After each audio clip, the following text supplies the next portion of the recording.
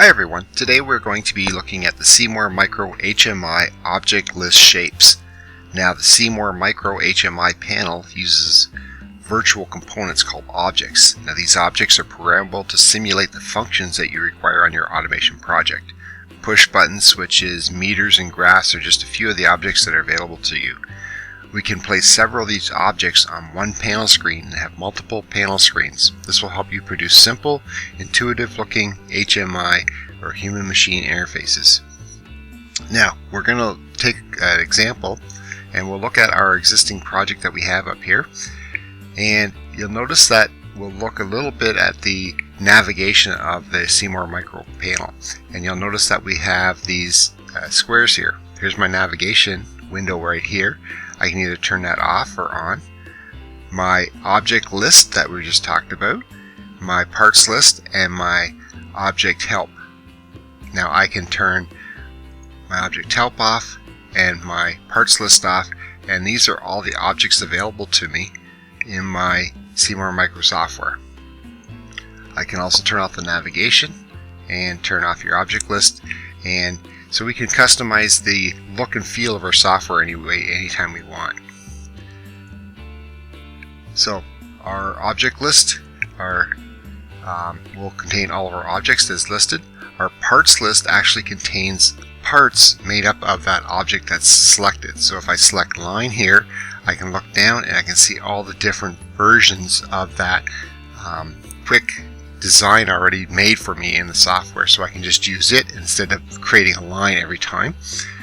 And then we have our help menu, and under the object help you will actually see it will scroll through and list exactly what is going on and how that what it actually does. So if we look under the line, it just tells you what the line tool will do onto your display. So the first thing we'll do is we will actually call up our blank page. So we'll do this in our navigation. There's my blank page right now. And what we're going to do is, first of all, we're going to draw a line. So it's under the object shape here. And there's a few ways I can do this. There's a main menu right here. I go to Object, Shape, and then we hit Line. And when we do, I can come down here and I can put that onto my display. So that's one way. We'll hit cancel. We can also take the line here and we can pull it onto our display.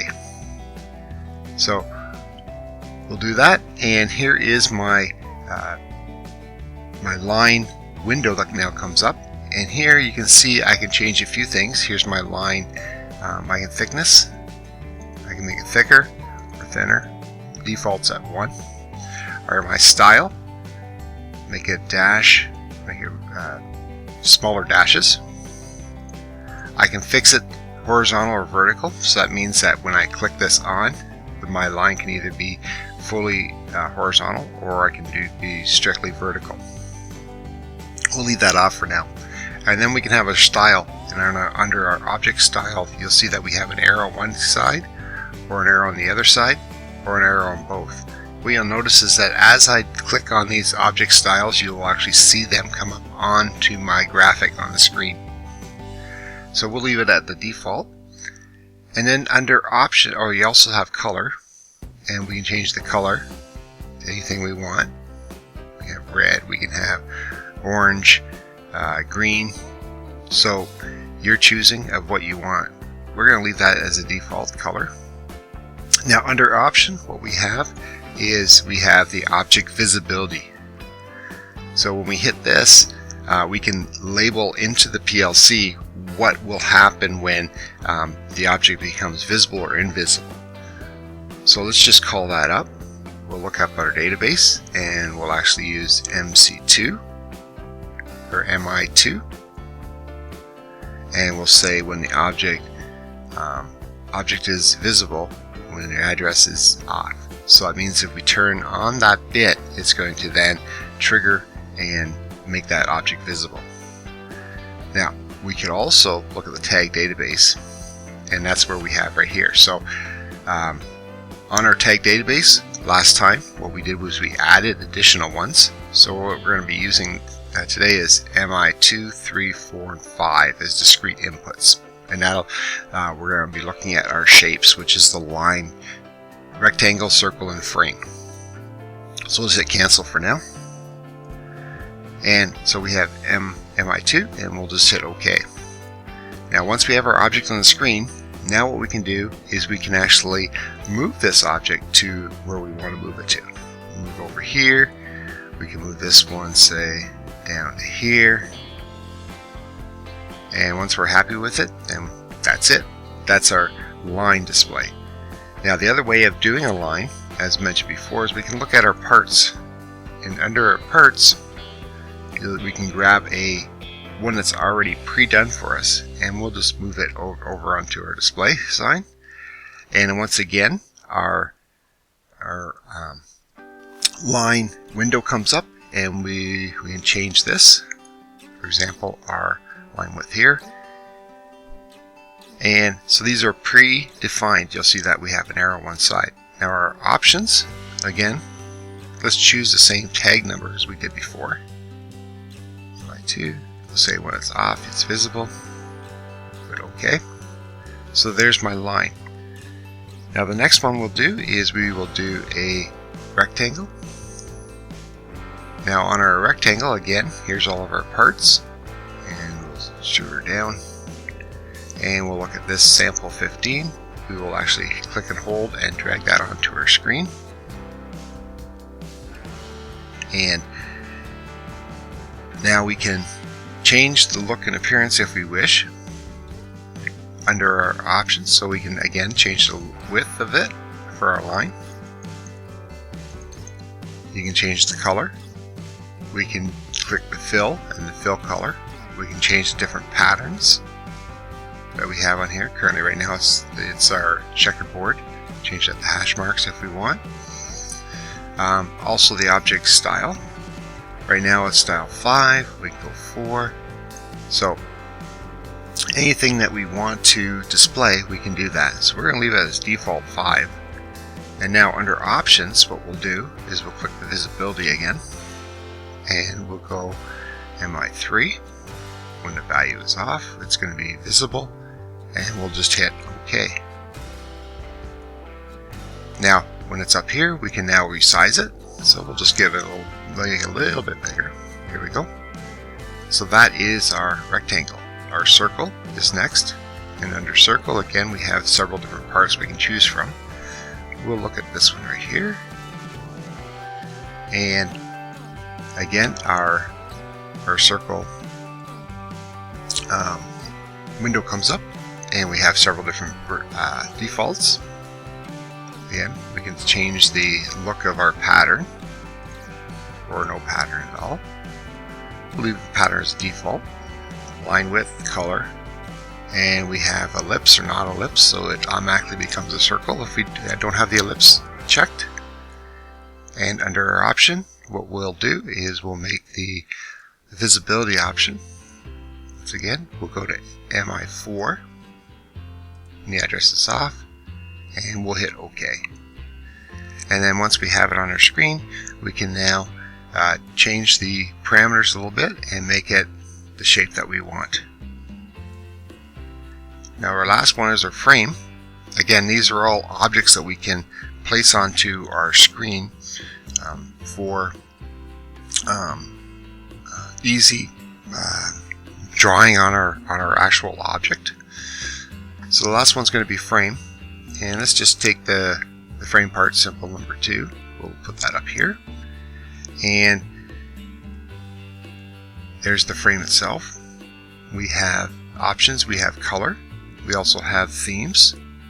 Okay, we have lines, or we have buttons, so we make it look like a button. So there's several different ones. We'll actually use it as theme, as it was before. And our name for this, we can call it different names. Under option, let's put our last tag here, MI5. And again, we'll say off. We'll say OK. And now once it's OK, we can resize this to the shape that we want. So that's all of our objects that we have. And what we're going to do is we will actually send this over to our screen. And our screen is located right here, and we are connected to our unit via our Ethernet cable.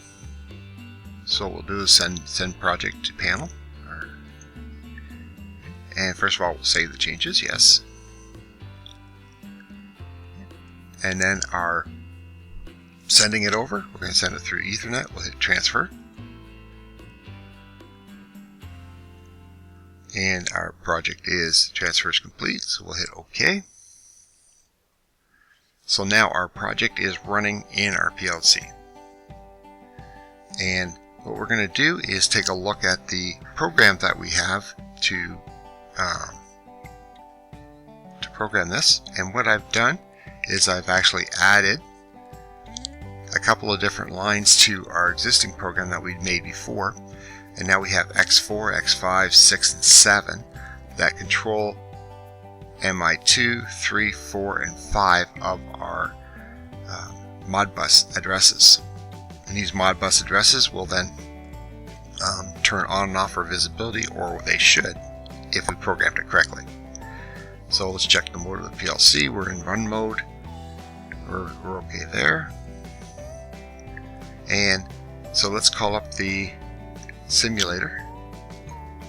This is the Do More Designer software. So here's my designer software. Now the first thing we'll do is we will go onto our screen. We'll go to our blank page, and there are objects that we did program. Now hitting X4, we should decrease the visibility, which we did, so we made it invisible for the line. We'll turn it back on. X5, we turn that on, and it makes the rectangle disappear. We turn that back on or off, and then we'll hit X6, which will make the circle disappear.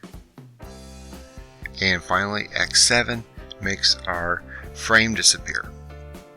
So we can control these objects from the PLC and make them visible or non-visible. So all the links and documentation can be found on our website at accautomation.ca. Furthermore, there's a link down below this video that you will see that will give you information of how to download the software and previous episodes that we've covered on this topic. Now, if you like this video and like to see more, there are 3 ways in which you can help us out. You can give us a thumbs up so other people can find this information. You can subscribe to our YouTube channel.